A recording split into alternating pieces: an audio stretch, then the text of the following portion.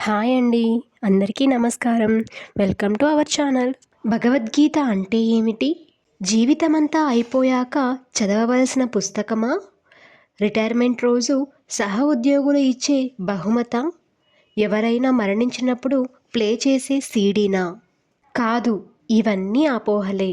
ఒక్క మాటలో చెప్పాలంటే Bhagavad Gita dynamic prescription for life. సంతృప్తి సంతోషాలతో నిండిన జీవితం గడపాలన్నా, చేస్తున్న పనిలో విజయం సాధించాలన్నా గీతని అర్థం చేసుకోవాలి. కొన్ని ఉదాహరణలు చూద్దాం. భగవద్గీత హిందువులది కనుక దానిని నేను చదవను అని చెప్పేవాళ్ళు ఎలాంటి వారంటే, భూమ్యాకర్షణ సిద్ధాంతం న్యూటన్ కనిపెట్టారు కాబట్టి మనం దాని జోలికి పోకూడదు అనే వాళ్ళతో సమానం. గీత భారతీయులందరిది. సంతోషంగా ఉండాలని ఏవేవో చేస్తూ ఉంటాం. వాస్తవానికి మీ కోరికలను మీరు అధిగమించినప్పుడే మీరు సంతోషంగా ఉంటారు. ఉదాహరణకి, ప్రమోషన్ కావాలి కావాలి అనుకుని నిరంతరం దాని గురించి ఆలోచించే వ్యక్తికి చింత తప్ప మరేమీ మిగలదు.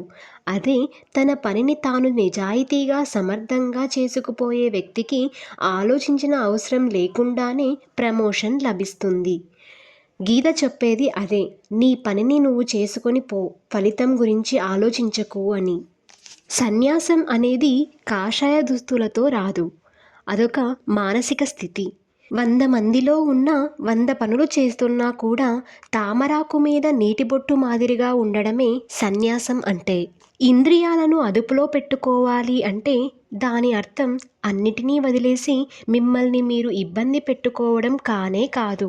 ప్రపంచం అందిస్తున్న అన్నిటినీ ఇంద్రియాలు సహనం, తెలివిగా వాడుకోమని. అలా వాడుకుంటే ప్రశాంతత ద్వారా విజయం లభిస్తుంది. ఒక క్రీడాకారుడు ఉన్నారనుకోండి, అతను సామర్థ్యం, ఫిట్నెస్ అన్నీ ఒకేలా ఉన్నప్పటికీ ఒకరోజు విజయం సాధిస్తాడు, మరుసటి రోజు చిత్తుగా ఓడిపోతాడు, ఆ మరునాడు మామూలైన ఆట తీరుని ప్రదర్శిస్తాడు. ఎందుకలా?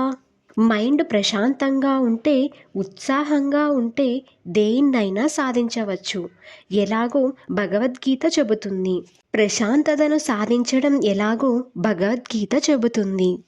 కేవలం మీకోసమే అని చేసే పనులలో రాణించలేకపోవచ్చు.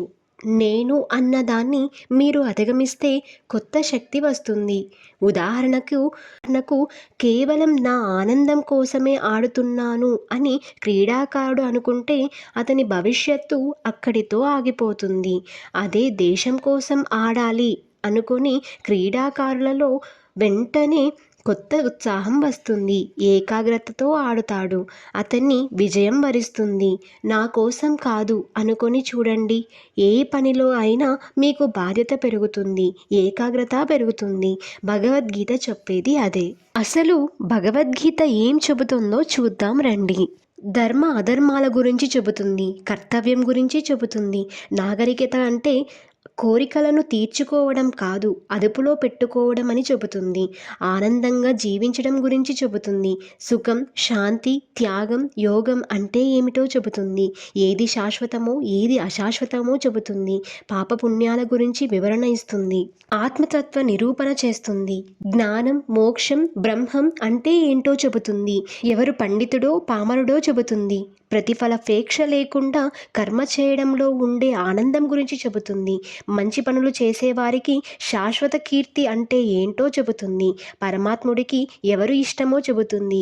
ఆయనను చేరే మార్గం ఏంటో చూపిస్తుంది. అందుకే భగవద్గీత సర్వ మానవాళి కోసం. అర్థం చేసుకునేవారు ధన్యులు. గీత చదువుకో, నీ రాత మార్చుకో. ఈ వీడియో కనుక మీకు నచ్చినట్లయితే లైక్ చేయండి, షేర్ చేయండి.